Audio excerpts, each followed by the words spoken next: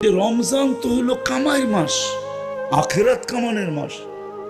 আমরা রমজানে দৈনন্দিন প্রয়োজনের জিনিস যে বিক্রি করে তারা ব্যবসা করে। আমি জিজ্ঞাসা করলাম দাম কিরকম নেয়, হাসি দিয়া বলে তোমাকে মুফতির সার্টিফিকেট কে দিছে? আমি বললাম এই প্রশ্ন আর মুফতির সার্টিফিকেট এটার ভিতরে সামঞ্জস্যতা কোথায়? তুমি কি পড়ো না রমজান সহানুভূতির মাস? আমাদের দেশে রমজানে দৈনন্দিন প্রয়োজনের জিনিস যারা বিক্রি করে তারা 1 টাকা মুনাফা নেয় না, এরা সহানুভূতি দেখায়। কেন? সহানুভূতির বিনিময়ে জান্নাত। কি? হ্যাঁ, হাদিসে আছে